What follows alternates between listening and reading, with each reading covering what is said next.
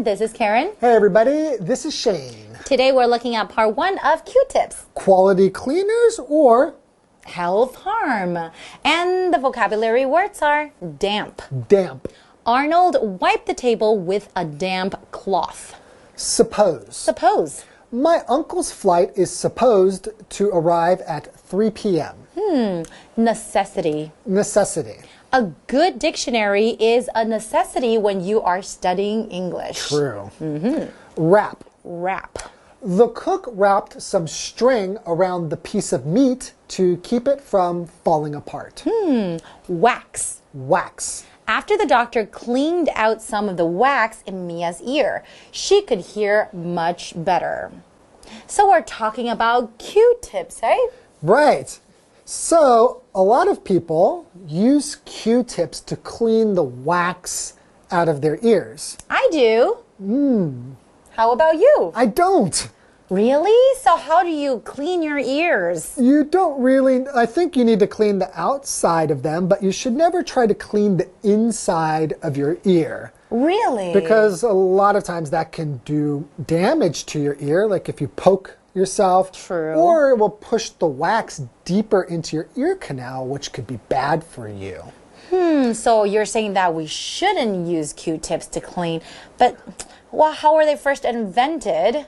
Well, I think if it doesn't really work. Right. Well, a man saw he was an inventor, Yes. saw his wife trying to clean the baby's ears. And he saw, wow, she came up with a solution to put cotton over a toothpick and then clean the baby's ears like that. He thought, that's a bit dangerous using a toothpick. So he came up with what we know now as a Q-tip, right? It has cotton on the end, but also a very soft or not a sharp stick. At least it's not dangerous, right? Yes, but we probably shouldn't be using it to clean out the inside of our ears. Okay, so it was later discovered that it's actually not that great to do that. Right.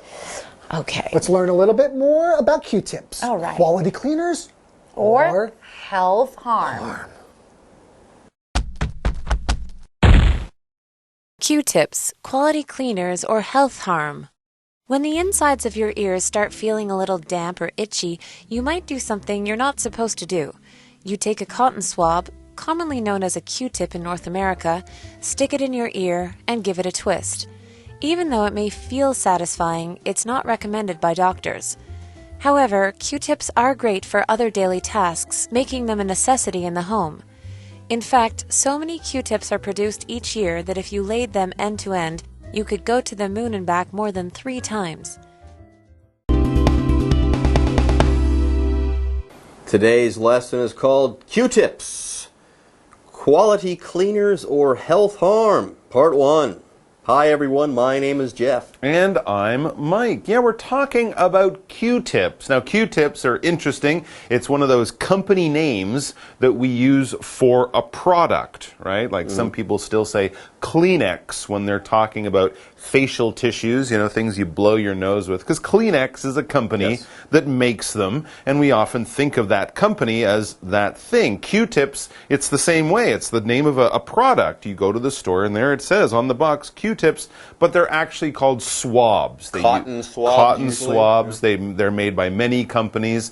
People often use them to clean their ears, but you can use them from all sorts of things. Doctors use them. Scientists use them. Artists use them. Chefs, I think, can use them too, you know, when they're decorating things. But anyways, we do often use them in the bathroom to clean our ears. Q-tips or cotton swabs, as they should properly be known. And you shouldn't. You shouldn't be using them to clean your ears. What I was told, it could be a health harm or a danger to your health. When I was growing up, I was told that there's one safe thing to put into your ear. What's that? Your elbow. Your elbow? You can't. Yeah, I think you're catching on there, Mike. All right. Anyways, when the insides of your ears start feeling a little damp or itchy, you might do something you're not supposed to do. Okay. You might just jam something into your ear. Ouch. And you're not supposed to do that. When you say it like that, I don't want to jam something into my ear. No. Supposed to do Ouch. that. Anyways, here we have the word damp. If something is damp, it's wet. Not soaking wet, but just a little bit wet. Is it moist? It's akin to being moist. Kind of like moist. Yes, it's kind of like moist. And I meant to say yes there. Anyways, damp. When I think of damp, I think of, let's say, clothes that have been hung out to dry, and then maybe it's a foggy day, so they don't actually dry out completely. They dry out a little bit, but they're still a little bit wet. Not dripping wet anymore, but just a little bit moist or damp. Like a towel after you just used it. After you've just dried yourself off. It's a little bit wet, but not sopping wet. Right. For example, Arnold wiped the table with a damp cloth. It wasn't too wet, just wet enough to get the job done. Anyways, it says here, ooh, maybe your ears feel a little bit off, so you do something you're not supposed to do. Right, okay. If you're supposed to do something, this is something you should do. You are kind of being told to do it. It would be a very good idea to do this thing. Maybe it was something a teacher, your parents told you, clean your room, do your homework, study for your test. Something your boss tells you to do, write an email, call Mr. Johnson, finish that project. Or something that just good sense tells you to do. Eat your vegetables, get some exercise, go to bed early and don't stay up late. But if you're supposed to do something, you really should do it for some reason or another. Now let's check out our example sentence for the word supposed. Supposed to read this sentence.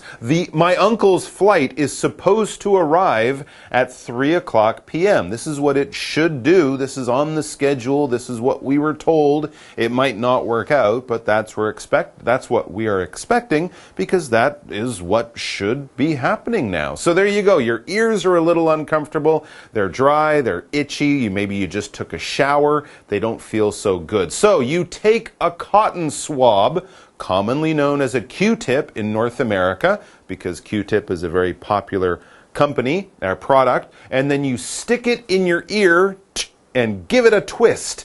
Because, you know, you're kind of scratching the inside of your ear, you're cleaning out some of that gunky, waxy stuff in there. This is great. This is what you should do. No. You're not supposed to do that. Actually, it feels so good. Actually, even though it may feel satisfying, it's not recommended by doctors. And that stuff that you're getting out of there, that gunk, it's called earwax, that can actually protect the inside of your ear and your eardrum and stuff like that. So you should probably leave that stuff in there. Now, when you get older, and when I say older, like 60 or 70, you might get earwax buildup, and an ear doctor can remove that for you professionally and safely. But you don't have that problem when you're a young person, okay? So leave the Q-tips, leave them in the bathroom there. Make sure they don't get next to your ears. Anyways, don't stick them in your ears. However, Q-tips are great for other daily tasks, making them a necessity in the home. By the way, here we have the word necessity. Now, you might hear this word necessity and think necessary. And yes, they sound alike, and those two words are most definitely related. Yes, a necessity is something that is necessary. It's something that you need to have. For example, a good dictionary is a necessity when you are studying English. How else are you going to figure out what a word means if you can't look it up in a dictionary? So you need that particular reference book. You need to have that on hand. Absolutely, yeah. It's something you really don't want to try to live without. It's totally necessary. And it says, in fact, so many Q-tips are produced each year that if you laid them end to end, and they're each about, that long, so if you laid them end to end, you could go to the moon and back more than 3 times. That's a lot of Q-tips. It's like 500,000 miles to the moon or something like that. So, yeah, that's a lot of Q-tips. I don't think anyone's going to try that. It would be impossible. But anyways, we use a lot of Q-tips, and I would say more than half of them probably go in people's ears, and they probably shouldn't. And we're going to learn about why after the break. Hello， 大家好，我是 Hanny。同学们家里应该都有棉花棒吧？棉花棒是家中必需品。那过去人们会用棉花棒来清理耳朵，不过这其实是不安全的方法哦。课文一开始提到，当你耳朵里面开始觉得有点湿湿的或是痒痒的，你可能会做出不该做的事，也就是把棉花棒推进耳朵里面转一转，清一清耳垢。可是医生并不建议这样做。好，先补充一下 ，cotton swab 或者是 Q-tip 都可以用来表达棉花棒。那么 Q-tip 是商标名称，在北美地区，人们也通常会把棉花棒就直接称为 Q-tip。我们刚刚在说到清耳垢的时候呢，老师们有提到 eardrum 是指鼓膜，那么还有提到 gunk G-U-N-K gunk 它表示那种脏脏黏黏油油的东西，你可以用来表达恶心的粘性物质啊、油腻物质。好，那这边还有3个单字 damp 它是形容潮湿的、有湿气的。这个字就跟我们在另外一课学到的 moist 意思很相近。那么 Jeff 老师刚刚用到 akin 来表达说是相似的 ，A-K-I-N akin。那我们常常会用 akin to 加名词来表达跟什么什么很相似。老师在讲到湿的时候，还有说到 soaking wet 可以表达湿透了。下一个单字 suppose 这个动词表示应该或是认为可能，我们常常会用 be supposed to 加上原形动词来表达应该做某事。再来 necessity 它表示必需品或是必不可少的事物。我们接着回到课文中。Q-tips, quality cleaners, or health harm. These household items came about in the 1920s when an inventor named Leo Gerstenzang saw his wife struggling to clean their child's ears. She finally wrapped cotton around the ends of a toothpick and used it to get to the hard-to-reach areas. Leo developed a safer design of the tool using sterile cotton and a wooden stick. He called it a Q-tip, short for quality tip, and it was a huge success. Q-tips, they are a household necessity. They're needed in the house. Are they needed for your ears? No. Anyways, more on Q-tips though.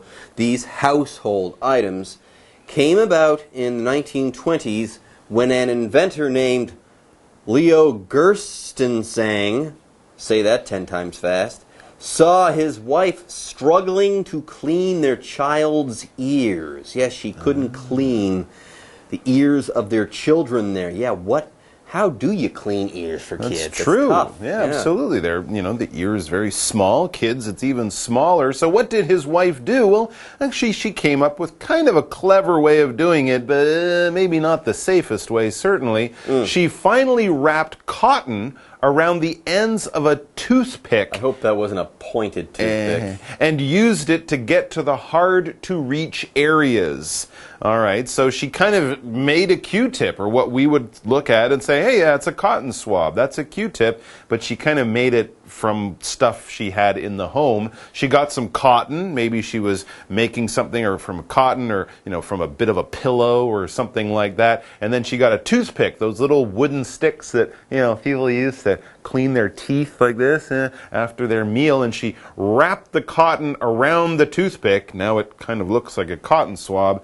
And use that to reach the hard-to-reach areas, parts of the ear that are difficult to reach, maybe inside or, under some of the folds in the ear, something like that. With this toothpick, with cotton wrapped around the end. When we wrap something, basically, we put it around all sides. We're probably taking something kind of soft that can change shape, and we're putting it around something. You wrap your arms around a person if you hug them. You might get a blanket and wrap it around yourself if you're cold. And of course, we get paper and we wrap it around a gift or something like that and, use tape to keep it there. But all these things are, we can kind of bend them and move them and shape them as we put them around the outside of something. Here's something else we wrap. Food. The cook wrapped some string around the piece of meat to keep it from falling apart. You wrap plastic around stuff to keep it fresh, paper around certain things when you buy them, like a cheese or something like that. Anyways, so she wrapped some cotton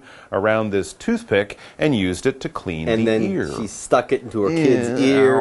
Not super safe, but Leo was watching, and later on, Leo developed a safer design of this tool, the tool, using sterile cotton and a wooden stick. And he called it a Q-tip, short for quality tip, and it was a huge success. Interesting. So that was the original name, Q-tip, for these and the name caught on. That's why.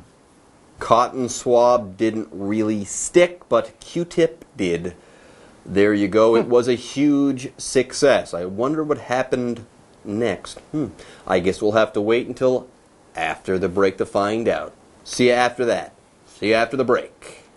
课文接着写道，棉花棒这种家用品是出现于1920年代。当时有一位名叫里奥·格滕桑格的发明人，看见他太太努力的在清洁孩子的耳朵。好，我们先来看3个重点哦。第一个。Come about 在这边当不及物用来表达发生出现，那它的主词是事物。这个片语呢会用来表达说某个事件或是问题发生了，那通常是指经过一段时间的酝酿或是发展。举例来说 ，The idiom came about in the early 20th century。这个用语是在20世纪初出现的。好，第二个重点是 name， 它当动词可以表达命名、取名。我们常常会用 name somebody 加上名词来表达给什么什么取名，或者你也可以用 somebody named 再加名词来表达名叫什么什么的人。像也许你会看到 a farmer named Jacob， 就是说一位名叫 Jacob 的农夫。好，那我们再来造个例句 ，They named their son Felix， 他们给儿子取名为 Felix。第3个重点 ，see 当感官动词是指看到，我们可以用 see 加受词加上动词 ing 来表达看见什么什么正在做某事。例如 ，We saw a puppy chasing its own tail。我们看见一只小狗狗正在追逐自己的尾巴，一直追绕圈圈。好，那刚刚不是有说到里奥的太太在帮儿子清洁耳朵吗？他最后呢是用棉花缠在牙签的末端去清理比较难清到的区域。哇，这听起来很危险，毕竟牙签是很尖的东西嘛。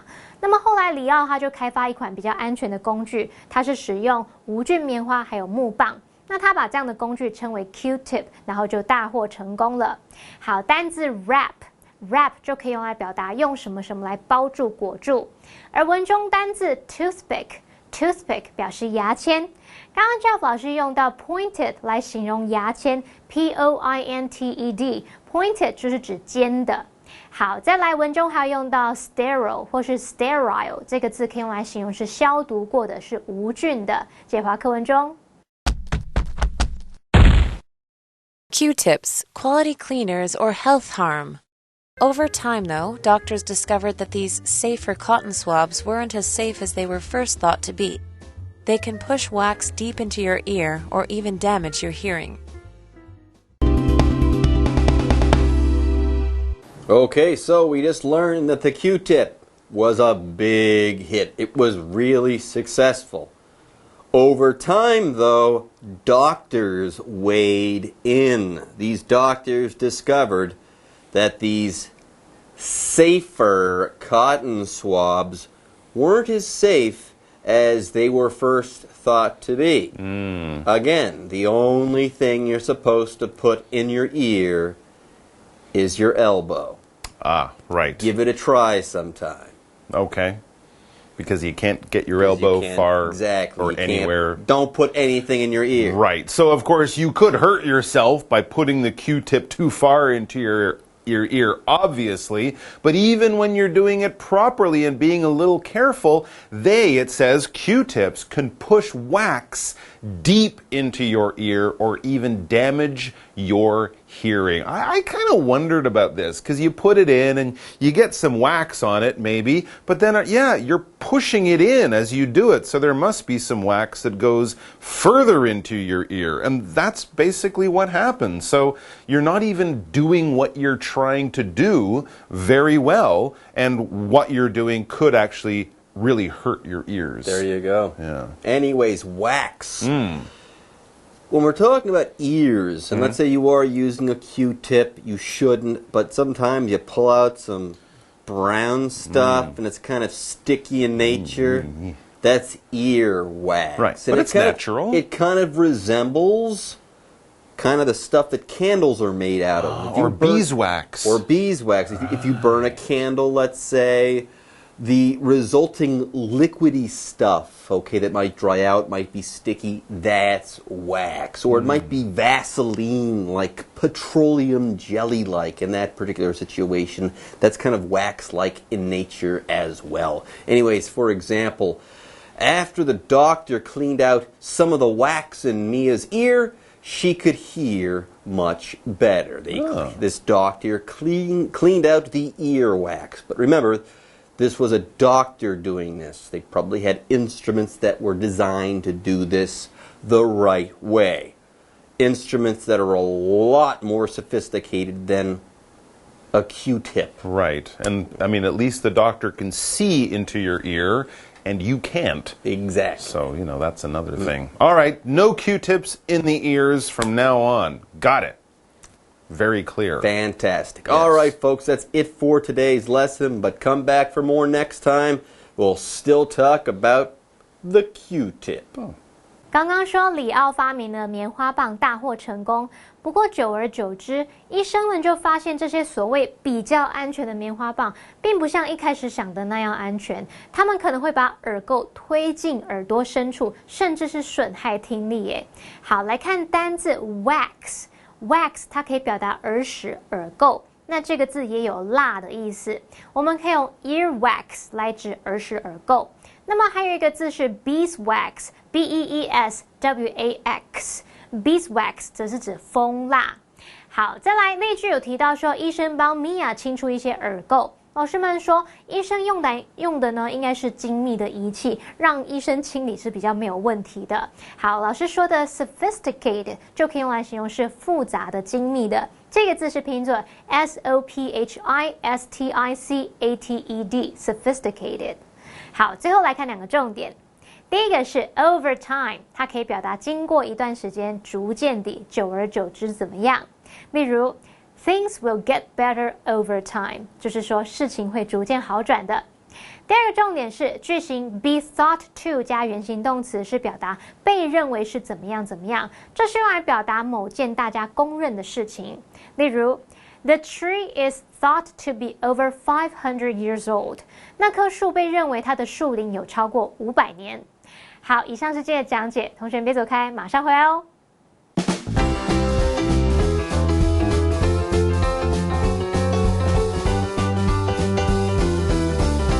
Hello, everyone.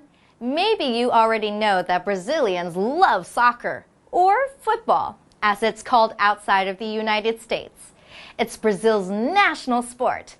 During the Brazilian Championship each year, everyone watches the games. Everyone also has their own favorite team.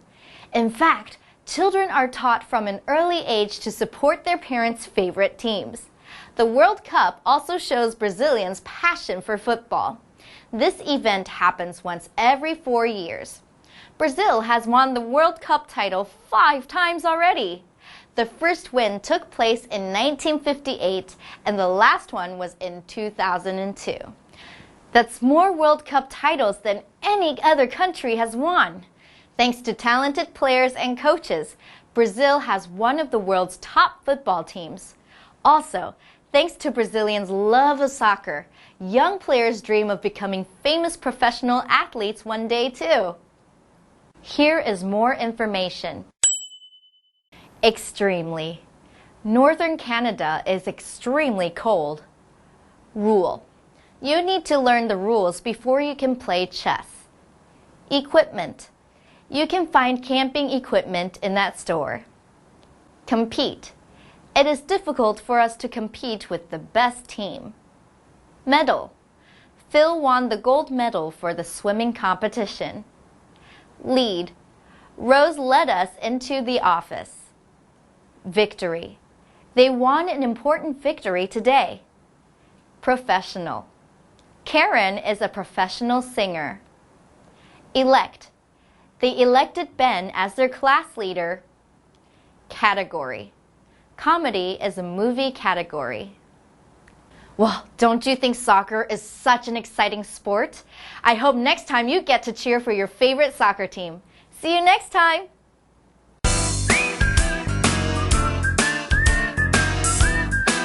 See you next time!